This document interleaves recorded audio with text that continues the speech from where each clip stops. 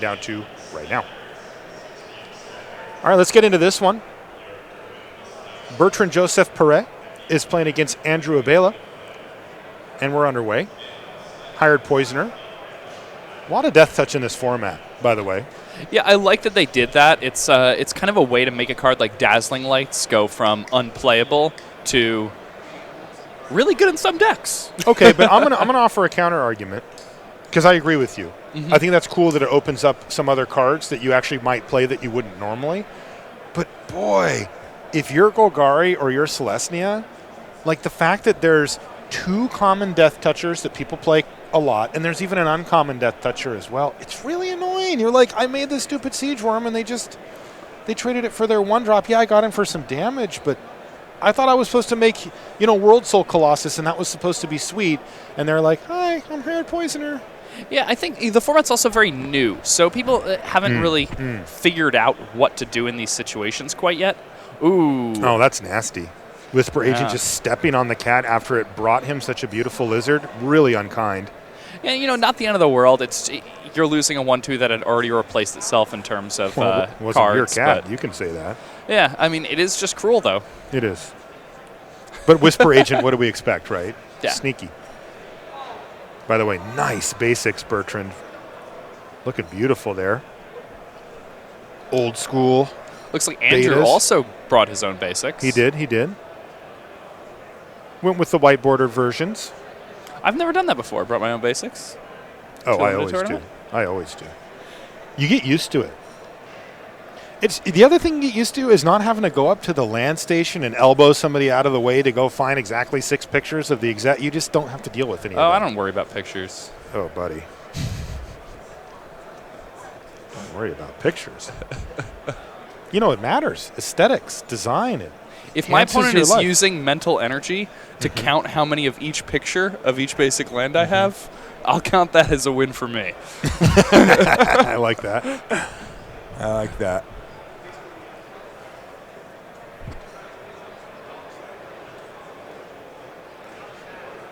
Glowspore Shaman there for Andrew. I don't see many of those.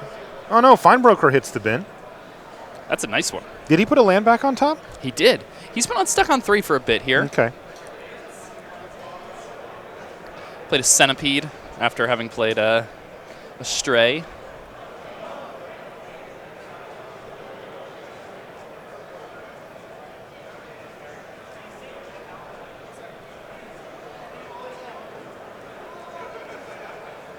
And I really have been impressed with Dimir. I think Dimir and Izzet have been the decks that have really impressed me a lot. And I think, coming into this weekend, I felt like Dimir was probably the strongest of all the archetypes. And after watching a lot of matches this weekend, I think my opinion may have changed. I think I may like Izzet. You're an Izzet guy now. Turns out blue's the best color. Who knew? Glowspore Shaman slamming into the red zone. Take a look at the records of our players here, by the way, in round 15. An 11-2-1 versus a 12-2. Got a very likely win in our hands here, Jake. Yeah. And Andrew here may be worried, may think that he has to play around some type of counter magic, but in reality, when you see that specific type of mana untapped, I usually think of Chemister's Insight when I'm playing this format. Let's see if that's what Bertrand's thinking of as well.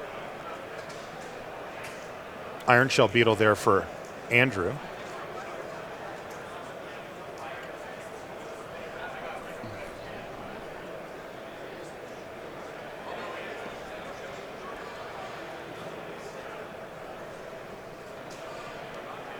It turned out to be Artful Takedown. Yep. And actually, from the looks of it, Bertrand not only had the Artful Takedown, but also has Disdainful Stroke in hand. So interesting there because he passed the turn, and Andrew probably thinking to himself, oh, the reason he passed the turn is because he had the Artful Takedown. But that means that Andrew, on the turn after this Watcher of the Mists play, once Bertrand is untapped again, could walk into some disdainful stroking. Well, we'll see. Watcher in the Mist, still our favorite. Boy, that card performs, man. Oh, really great card. it's a real nice one. Bertrand considering trading off Poisoner for Poisoner or maybe even putting the pass wall adept at risk here for a trade and decided better of it. He decided to pass the turn back. Uh-oh, what are we counting lands for here?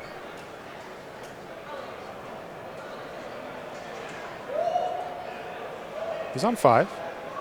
Oh, 6. He had 1 tap mana before. Mm-hmm. The prior turn he played the Guild Gate, had 4 up for, we thought maybe Chemister's Insight, ended up being Artful Takedown. Untaps, plays a 5-drop, plays a land. Yeah, Story checks out. One of the things going on here is Bertrand, perhaps thinking about how, interesting. He's just going to trade off here. Yeah. That's fine. Crawl Harpooner can just be kind of a plummet type effect. Yeah, a plummet's good there. I mean, you pay 2 mana, deal with your opponent's 5 mana card. And also worth noting that every one of these creatures that's sitting in the bin, that's making Andrew's cards stronger. Bertrand not really getting an advantage in that regard.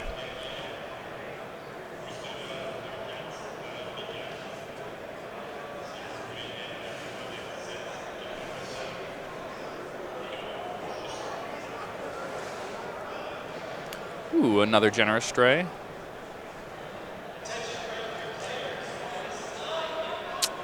There aren't that many lizards in the set, so I find that it's very rare that you cast a Generous Stray and draw a lizard. True. So it's like a true flavor win. Whisper Agent hits the battlefield here for Bertrand. Oop. I think we're going to need a judge cards, here, yeah. I don't think he's looked yet, but he does have 2, and so you saw him kind of raise his hand there. And that's because Whisper Agent, now you only get to do that for 1 here.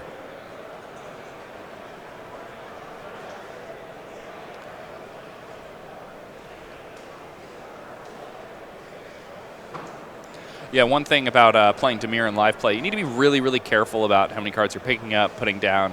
One of the major problems is that one of the fixes they'll often do for this doesn't work because your library has already been manipulated in some way or another.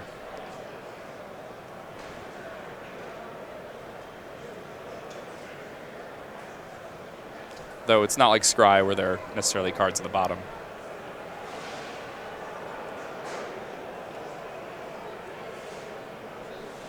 So he's surveilling 2, but should be surveilling 1.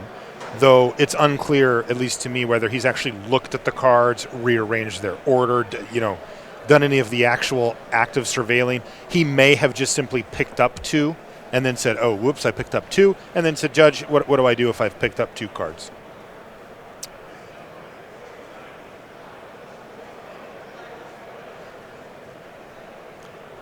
Chat says, if he didn't look, does it even matter? And the answer is, yeah.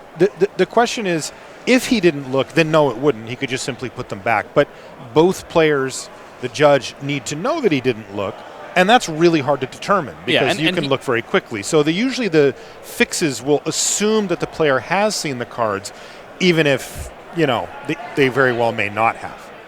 Yeah, and he has looked now for sure. Okay. Well, that makes it easier. So Andrew's going to get to choose one of these cards. Oh, that's how that works? I think so. That seems to be the fix that the judge has set forth.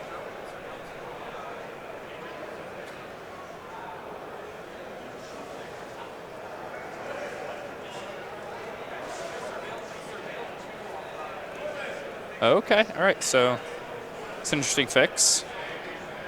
What was the fix? So the fix was that Andrew got to pick which card he saw off the surveil, then they shuffled the library, and then he draws for his turn. It's kind of punishing. Okay, it works so. It's more punishing for Bertrand, right? That's what I meant. Yeah. Yeah. But I mean, as far as fixes go, that seems about as clean as it could be, right? I agree. I like that. That was a good judge call, a good way to solve the issue without making too much of a fuss about it. So Bertrand's going to start getting busy here with the Whisper Agent. He's going to give it unblockable with the Pass Wall Adept, get in for 3, and just pass the turn back. And the reason he can do this is he's got a pretty stable board state. Even with 3 creatures out for Andrew Abella, 2 of them just have 1 power, and the other one's just a simple 2/2. He just doesn't have any offense going. So Bertrand can just say, okay, I'm going to start taking some time to chip away and chip away and chip away.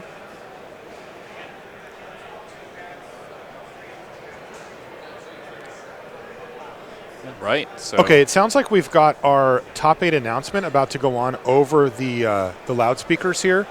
So right before that begins, we're going to take a break and just make sure that we're not broadcasting that to you for spoiler alert purposes, because we do have win-ins at play here. So if we abruptly leave, don't worry, we'll come back and we'll get that announced for you at the end.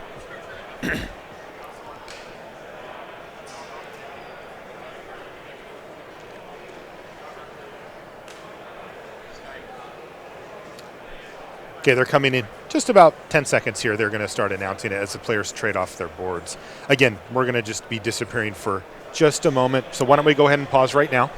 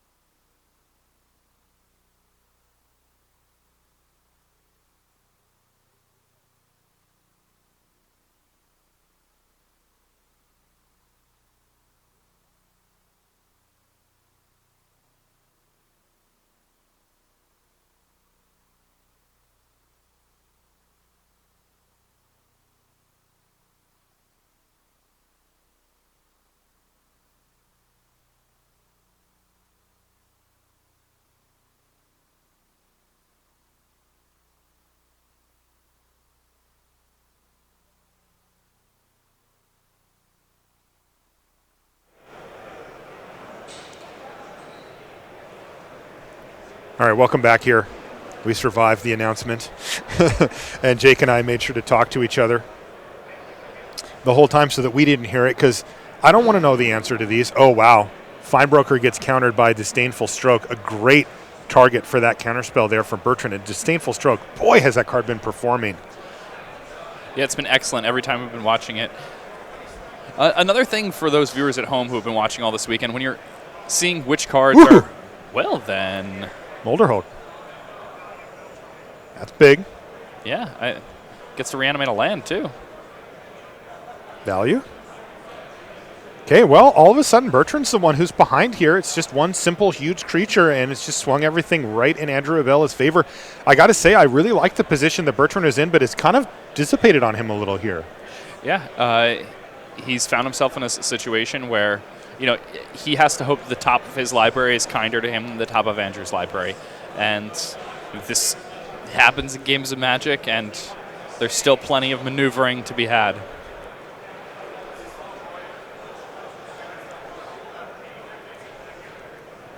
So now Joseph Perret doing some math here. Figures, okay, I take 6, I go to 11, then I attack for 4, you go to 10, then you attack me, I go to 5, then I attack you, you go to 6, then you attack me and I'm dead.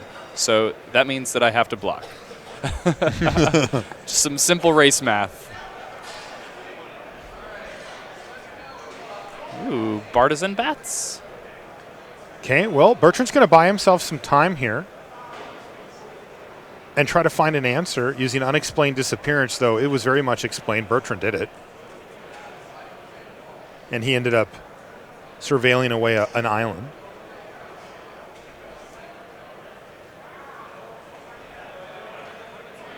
Smart. Yeah. Play the Dark Blade Agent pre-combat just in case for some reason Andrew decides that he wants to trade, even though it's not likely that he's going to do so. Hey, you got to give him the chance. That way you can get your counter from the Centipede. Free roll. So now we go back to Andrew playing Golgari and trying to make it work. Has he cracked the code for Golgari here in Guilds of Ravnica? It's looking good for him here. It's only game 1. Still ways to go, but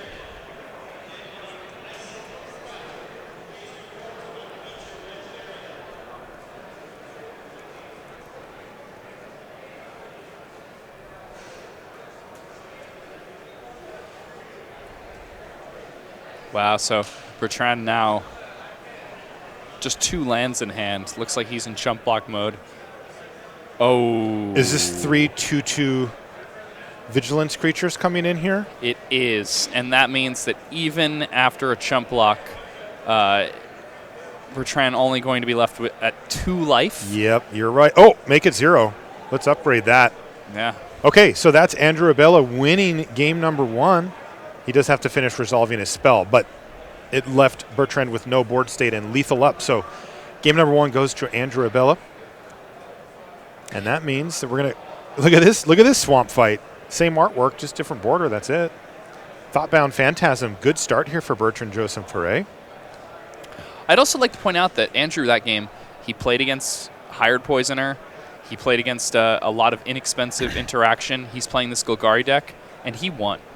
You're right. That's something we haven't really seen a lot of over the course of this weekend, and I think it just shows that this deck may have more power than we've given it credit for, and that perhaps it's a harder deck to draft. Perhaps the archetype isn't quite as straightforward as the others. Maybe there's some hidden tricks and and secrets that we just haven't quite figured out yet. Mm-hmm. All right. And I'll also, tell it's you what, important you figure it out and let me know, because I don't want to waste my ticks trying to trying to sort it out. Well, we saw Andrew kind of make it a game about trading, right? He convinced Bertrand that he was the aggressor and that the game was about grinding one's way to victory. And in doing so, he ended up filling his graveyard with creatures. It allowed him to play things for very little. It just put him in a position where he was able to take over the game with a gigantic 6/6 Molder Hulk. Now, one thing that's interesting about your theory there that maybe we just need to work more. Now, one thing you said earlier is you said that you felt like sometimes the Golgari decks just came down to kind of, well, how good are your cards, right, rather than the other stuff. You know, we've seen a decent number of uncommons. Look at this, right? Glowspore Shaman into Finebroker. Maybe Andrew just met that requirement for you, and he just happens to have, you know, a high power level Golgari deck rather than anything, you know, secret. And I think that there's probably a lot of truth to that. I think if you're able to find a whole bunch of Finebrokers, I mean, look what he got here. He's kind of got the engine rolling now. This is what you thought of, right, when you first saw Golgari. You're like, I'm going to play creature that's going to get some stuff in my yard. I'm going to dig it back from the yard, and then I'm going to have more stuff in there, that kind of thing. Yeah, he's doing what you're supposed to be doing when you're drafting Golgari. Yeah. This game, though, not looking quite as good. No, he's behind. Glowspore Shaman again. Filling up that yard with creatures. Yeah, it is doing so as well. Does he not want the land this time, perhaps?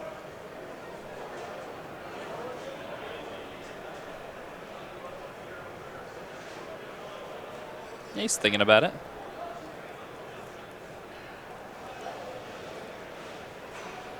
Oh, a nice one, though. That's a Crushing Canopy.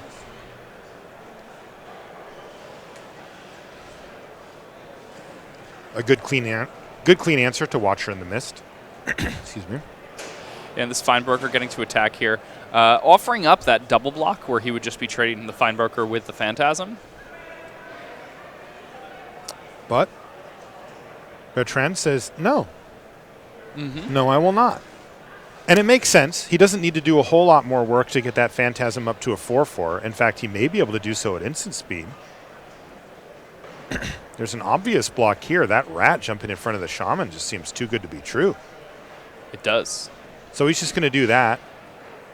But I'll tell you what, the damage from the Feinbroker is going to start to add up, and looks like Bertrand agrees with me on that one. Although, had to be tempting there for Bertrand to try to leverage that price of fame to just get the Phantasm up to 4/4 and just eat the Feinbroker. Maybe he thought it would be too good to be true for that to actually work out. But he could have at least preserved the Burglar Rat if he would have gone for that play and it had worked. Yeah, actually, had he gone for that play, I think he might have gotten blown out because Andrew actually has a price of fame of his own. Ah. Well, Bertrand did take the safer line. And, you know, he gave up a Burglar Rat. It's not the end of the world. Oh, definitely not. In the meantime, Andrew can't wait to block with the Generous Stray because it puts yet another creature in his graveyard, perhaps some payoffs coming around.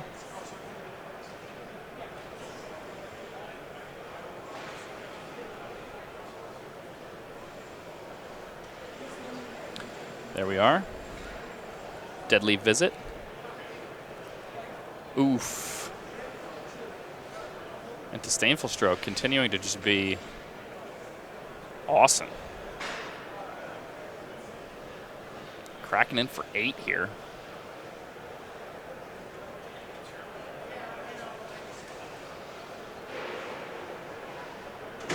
Ooh. The chain is rolling. Yeah, this is pretty sweet now. This is Yeah. some serious value.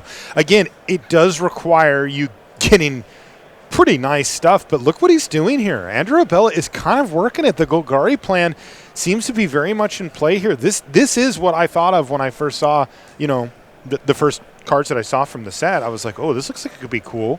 You play these value cards. You play the Rat and the Stray. You're generating card advantage from that. You chump block with them. They're filling up your graveyard. You play the Imp. You sack it. It gets in your graveyard, etc.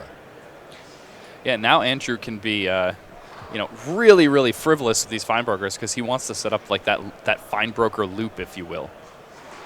Another Deadly Visit here, and I think there's a price of fame in Andrew's hand. So I think, you know, the earlier theory that we had talked about earlier in the weekend, where Golgari decks are good when they're playing good cards. I think that has a lot to do with what's going on with Andrew's deck. It looks like he has a lot of great removal spells, some efficient bodies, and uncommons like Feinbroker, and then all these powerful cards. He finds them with a pretty good level of consistency thanks to these Generous Strays.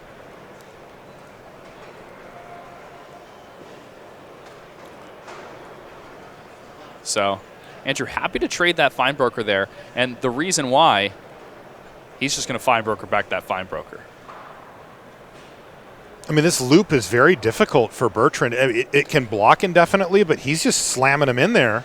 Yeah. And there's a Bartisan Bats, which is another nice source of pressure. This one may be slipping away from Bertrand Joseph Perret. Remember, we're in game number 2 already. Oop, maybe I spoke too soon. There is a Watcher in the Mist. A very nice pickup for him, getting a counter onto his Phantasm and providing a blocker for the Bats. Yeah, so that card effectively ends the loop. However, Andrew can simply use his second Feinbroker, go get the Kraul Harpooner out of his graveyard, use that Harpooner, take the Watcher in the Mist out of the sky, and then continue crashing in for even more damage. Or Andrew can just play the price of fame in his hand, I guess. Forgot about that one. Boy, how many times has he put Golgari Feinbroker on the stack here? Is this the 4th? I believe it's the 4th. I mean, it's a ton. Oh, and look at this. He's got the Kraul Harpooner, too. He's just going to act as a removal spell, but that's plenty good because it allows him to keep the pressure up. Yeah.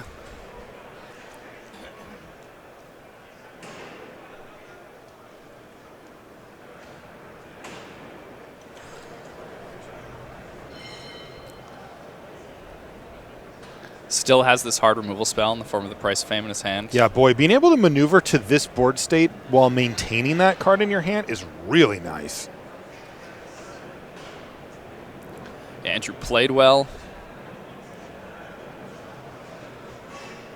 He had good cards. Pare's just like, I guess I just take it here.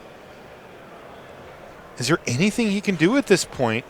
This looks like it's a winning in for top 8 for either player. He's going to gain 3, kill the flyer, go up to 5, face lethal, and extend the hand. And Andrew Avella looks like he should be in. I still don't. I still haven't looked at the list. I have a top 8 sheet sitting near me, but I've refused to look at it thus far because I don't want the spoiler alerts. And we're still kind of gearing up for the top 8 draft. We will, of course, be watching somebody draft for their top 8 in the top 8, and then we'll see where it goes from there, depending on who made it and kind of how the storylines work out. But we get to watch even more drafts. But for now, we've got more round 15 action here. Let's head down for some more time walk. That leaves us with Michael Van Valls playing against, Lucas Siao. Ooh. Hometown hero. Hometown hero against the Duchy. Like it. Crazy, too. I mean, Lucas has had a rough day, right? He's had to beat some top-tier talent just to get to this point, including we saw him play against Alexander Hayne a little bit ago. With this same deck also. He has Niv Mizzet. He has Guild Mages for him, which we saw him use to excellent effect. And if you remember, this is an Izzet deck with a lot of creatures. It's a very aggressive plan here for Lucas.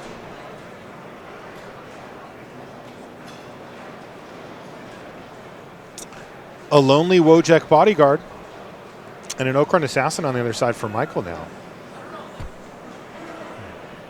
I'm going to go ahead and say Michael's not Boros, but I don't think we can go back and fix that at this point.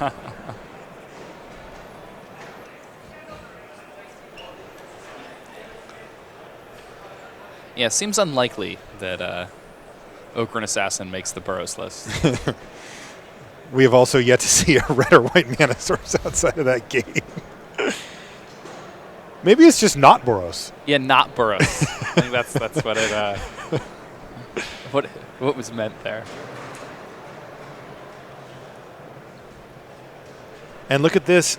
Ooh, sure strike on the defensive here for Lucas Siao. If this thing resolves, that could provide a massive crackback for him.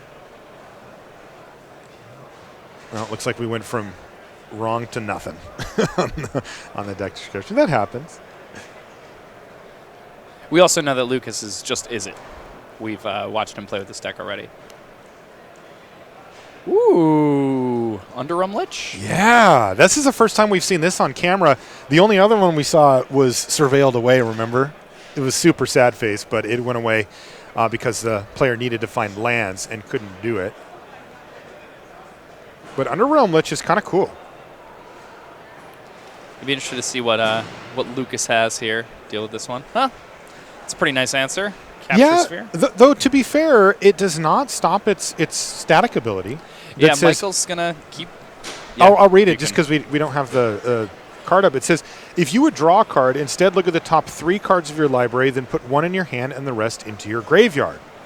So you kind of churn through your library really quickly, but it should find you just straight up action for the rest of the game. Yeah, absolute unleaded gasoline forever here. High octane, buddy. Put it in your tank. Oh, find finality here to help stabilize by killing both creatures on Siao's side of the board is a huge play for Michael. He's now facing down 0 threats. And he has just an unbelievable amount of card selection available to him also. We Dragonauts, though, for Lucas Siao, but like you said, Jake, every turn, Michael is going to be just drawing the best of the top 3 cards of his library. Now, unfortunately for him, the other cards do go in your graveyard, and that is a lot of cards. That's 3 cards per turn minimum. If he ever draws any other cards, it replaces that too. So, yeah, he needs to end the game fast. Oh my goodness gracious! Looks like there's another Underrealm Lich. What? Zombie Elf Shaman times 2? So he's not looking at the top 6. He just looks at the top 3. You know, I did wonder that for a second. I figured there were a lot of people who thought that for a second. Yeah, but it's basically just the same effect replacing the one action, so they can fight over who does it. But wow, okay. It's an instead, not an additional. That's insane, by the way. That's a mythic rare. That is a mythic rare. Two of those. Hey, Alexander Hayne had 2 copies of Niv Mizzet. You're right. Lucas Xiao, on hard mode, only 1 copy of Niv Mizzet in his deck. I don't know how he manages to scrape through life with only the 1 Niv Mizzet, but he's done so far today. And look at that, man. That Lich is just going nuts.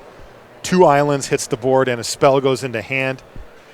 And now he gets to start attacking. Also, let's not forget the Underrealm Lich has the ability pay 4 life. Underrealm Lich gains indestructible until end of turn, and you also tap it.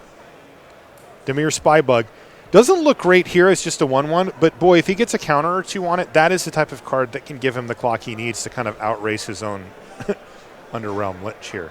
Yeah, that's a card that we haven't seen much of this weekend again, but it's a card I've been really impressed by in my drafts on Magic Online. Same. Good little card. The truth is, there's just so much Surveil around, just raw numbers. It's just on a lot of cards. And it's on a lot of cards that you want to play anyway.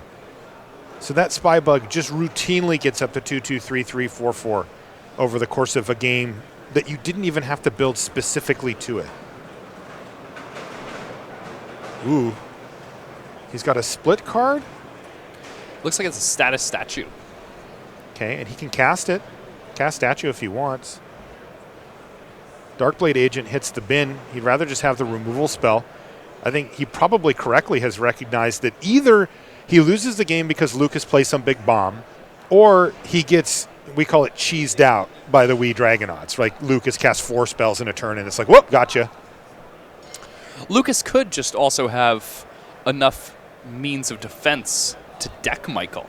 Right. You have to remember, Michael is Good churning point. through his deck very quickly because of this Underrealm Lich. Makes me nervous, man. Yeah, so much so that I believe he's kind of afraid to cast this Notion Rain. Even with a Dimir Spybug in hand. I wonder what he has in hand that he's using that mana for otherwise. So if he plays the Notion Rain, it would replace both card draws, so he would look at 3 and then look at 3. Mm-hmm. So, hand or not, that would be 6 cards coming off the top of his library. That adds up very quickly. This Underrealm Lich definitely puts some pressure on yourself here in Limited, but I think it's worth it in order to control your draw step to that degree. I think most people would agree with me. right. But the thing is that, well, but it's interesting because, we're talking about him churning through his library, right? But it does replace your draw steps, right? Yes. So then Lucas would need to get rid of the Lich and then have him draw a card to do it. But he's got 2. So, it's a lot of work, right? Yeah. Also, guess it can you're get right. indestructible. Oh, are you saying that you don't lose when you would have to draw a card? Well, that's how I understand it. Because it's an instead, right? It says, if you would draw a card, instead look at the top, da-da-da-da-da. And decking says, if you would draw a card but you can't, you lose. Oh, this is an interesting... That's a question for mean, a judge. That's how I understood it when I read it, but still... it may work that way, you're right. But, and the interesting point here, though, is that, that's a bounce spell away normally. But there is actually another Lich on the battlefield. It's just under the Capture Sphere. Yeah. So... Lucas does have Selective Snare in his deck. Yeah, he does.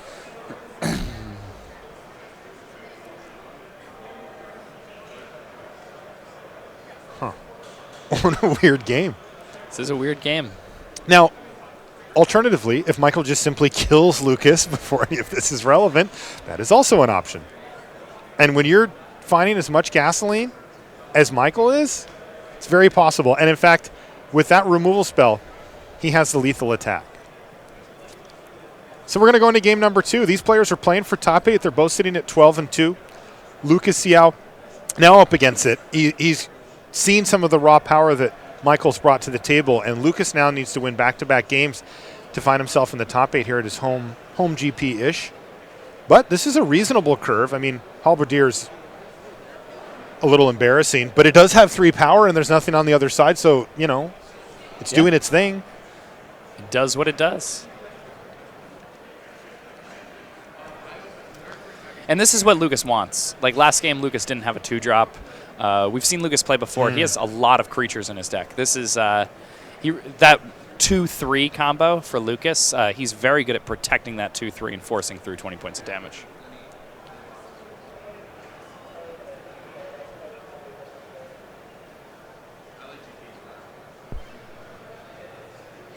Nightveil Sprite there for Lucas Xiao. He did trade off the Halberdier, but boy, I guess if you traded off for a Darkblade Agent, you're kind of stoked on that. Yeah. Definite trade up, even if they cost the same amount of mana. Thought Erasure now for Michael Van Vals means that he gets to see what Lucas is up to, and Lucas is holding a very defensive hand here, Jake.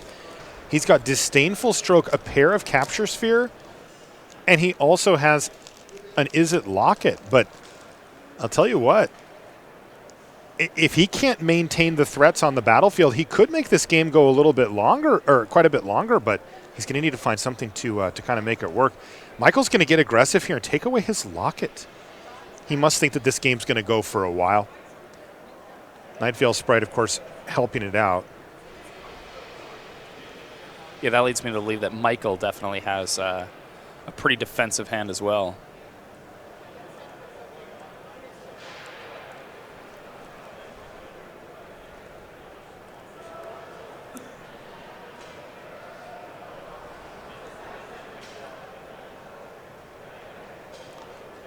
It's funny, these 2 games, Lucas's deck has looked quite a bit worse than the games we saw him play against Alexander Hayne, where his deck looked incredible. Yeah. He did have Niv Mizzet in 2 of those games, which I'm told is good. Capture Sphere on the Nightveil Sprite, showing good respect for the card filtering ability that card provides. It's been very good every time I've seen it. Particularly, of course, in Surveil-specific decks, because it gives you a Surveil trigger every turn that it can attack. But even then, you know, Lucas needed to find some threats, some lands, and that's the type of card that can help him do it. Gravitic Punch hitting the graveyard because of it, for example. That's a nice little spin of value. I've been really impressed with the Sprite in just about every deck. Obviously, when you're getting Surveil triggers, it's out of this world, but normally just very good.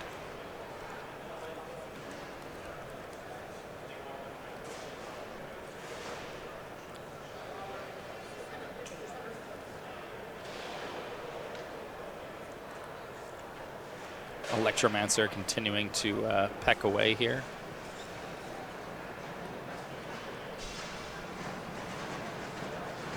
Only 1 blue mana, though, for Lucas.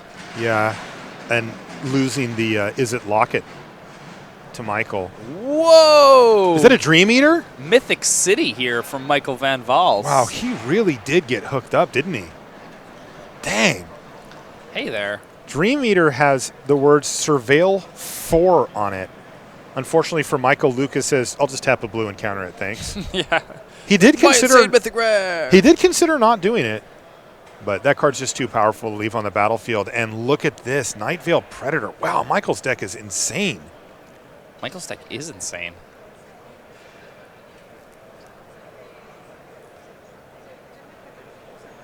Basically, Michael was just like, look, he's going to get to counter one of these 2 cards, and somehow he valued the Nightveil Predator higher.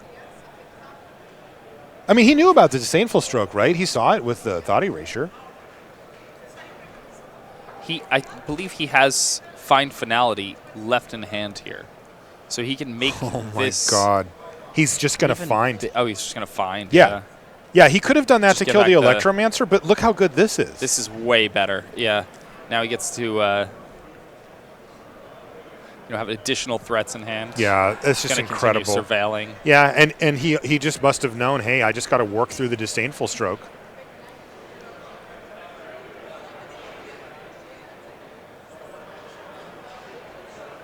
The Nightveil Predator staying home to block the Electromancer. Michael's life total has gotten a little low. He's down to 11. He's not super interested in trading 3 for 2 damage at this point in the game. Yeah, and the longer this game goes, the more you have to figure Michael likes his chances. He has the Dream Eater in hand. He has he has 2 copies of Underrealm Lich in his library. Interesting. Is he just sitting on the Dream Eater here? Yeah. kind of assumed we would see it there.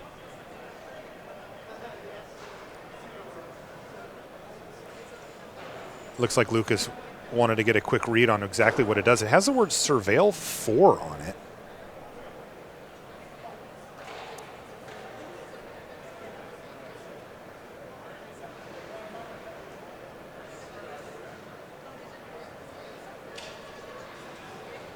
Okay, now we're going to see Dream Eater. Surveil 4 is a lot of cards to dig through. 10% of your original starting library, and certainly more than the percentage of that than the cards that are left. And he can really find some of his best stuff with this.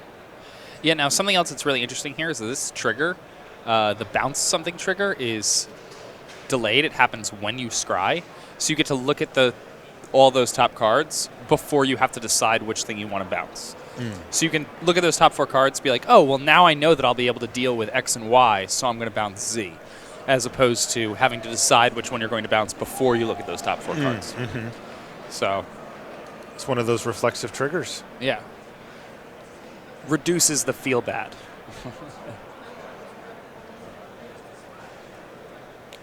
Boy. And Michael has counter magic for days. Yeah, Michael got hooked up in this draft, by the way. And you see that he's left up Disdainful Stroke here. That was part of the reason why he was being patient with the Dream Eater earlier, was because he wanted to get to enough mana to have 2 mana left over to counter the other Capture Sphere that he knew Lucas had, or even, if Lucas had his mana up, something like a Devious Cover-Up, to make sure that it resolved as well. Real patience here for Michael Van Valls. He knows that he wasn't under pressure in the immediate sense, and he decided just to wait. Now, the way that this could backfire on him is if Lucas Siao finds his copy of Niv Mizzet Perun, because that is a very difficult card to deal with. It cannot be countered. He gets it on the battlefield, and it can sort of wreak havoc. So we'll see. Michael's going to run the block here. Is he going to get Sure Struck? It looks like he will get Sure Struck. Although he may just have a status statue in hand. Okay. Which I think we saw multiple copies of that in the first game. Boy, his deck is something else. Find Finality, Night Veil Predator, Dream Eater, 2 Underrealm Lich. Like, is it his birthday? How did that even happen? So Xiao's going to go for something kind of interesting here. He's going to cast Sure Strike not on the Electromancer, the more obvious target, but instead the Fire Urchin. And that's going to... Michael says, hey, a 2-for-1's a 2-for-1. I'll take it. Especially if Lucas doesn't have a backup plan for the Electromancer, and he'd end up losing that as well. So he's kind of has to have something here. Yeah, that play from Lucas looked really interesting because I think what he was trying to do was set himself up so that if he was able to draw his copy of Inescapable Blaze, that he could steal the game. He also has Gravitic Punch in the yard, so maybe there's some combination of cards there that he could work it with. But unfortunately, that ended in disaster for Xiao. He instead got 2-for-1 straight up and then threw away the Electromancer. So he lost 3 cards in that transaction. Burglar Rat's going to make him discard a land, leave him with just 1 card left in his hand. And Michael Van Valls, I wonder if Valls means value, because this guy gets it. He's attacked means him of or from. Michael of Value Town.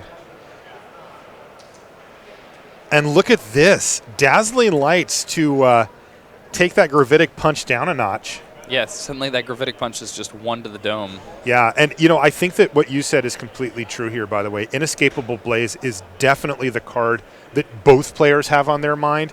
Michael really making sure that his life total doesn't slip down any further than it needs to. He's going to fall to 10. Wouldn't have been at 6, but still. He wants to play very safely here. And look at this. 2-turn clock in the air. Hit you for 7. You're at 5. Dimir Informant. 2 lands hit the bin. And Michael is on the verge of a top 8 here in Montreal. Things are looking very good for him. Boy, I bet you he wishes he could take this deck into the top 8. Oh my goodness! I bet he wishes he could just like play this deck in every draft he plays for the rest of his life. No kidding. I would sign up for that. Sam. And it's Wow, and he's got Artful Takedown too for the Wee Dragonauts. Is there anything left for Lucas Siao? Maybe he can tap down the Dream Eater with no. Red Zone. This is the table where Alex Hayne had double Niv-Mizzet, too. Yeah, and that's going to do it right there. Lucas Siao extends the hand, and it's Michael Van Val's knocking off the hometown hero and securing his spot in the top 8 with, boy, he should go to the local frame shop, and just have that thing framed on the wall for all time. It doesn't get much better than that. All the removal, the bombs, the sweeper, he just had it all. This round has been fun to watch. It really has, yeah. I wish Niv-Mizzet would have showed up because I'm not convinced that Siao would win with it, but it would have made that game real interesting real quick. It would have demanded an answer. It would have been a lot different of a game. Yeah, for sure. But that's not how it worked out. So let's take a look at our standings after round 15. The names you see on the first 8 spots, that's your top 8 right there. Christopher. I like that. So Andrew Reeser, Martin Eric Gauthier, Michael Van Vels, who we just saw win his match. Leonard, who win. Christopher, who has a name which is too long to fit. But we'll try to grab that for you. And then Alex Watt, who we've been watching a fair bit today. Andrew Abella makes it in off of his win. And there's Chris Ha. Here it is. Okay, so that's Christopher win. Well, that's a different. All right, looks like Isaac Krut is actually our last. Oh, the name was 2 lines. Okay. Okay, so that is your official top 8 there. Chris Ha actually taking 7th, and Isaac Krut makes it in. Ari, so close. It was a clean cut there on 37 points, but he didn't quite make it in there. Some other big names, though, at the top of the list, though. Yeah, pretty amazing day there. Yeah. This last round in particular, I feel like I watched so much limited awesomeness. Yeah. I got to watch Thousand Year Storm go off. You did. I got to watch a player have multiple copies of Underrealm Lich and Dream Eater facing off against an awesome deck with Niv-Mizzet. I mean, We saw a Golgari deck win. We did. That hasn't happened much this weekend. We're going to take a short break. When we come back, though, it's time to draft. We're going to be in the top 8. We're going to be cracking packs, getting the decks ready, and we're going to be crowning a champion a little bit later on tonight. For now, take a short break. When we come back, Drafto. We'll see you then.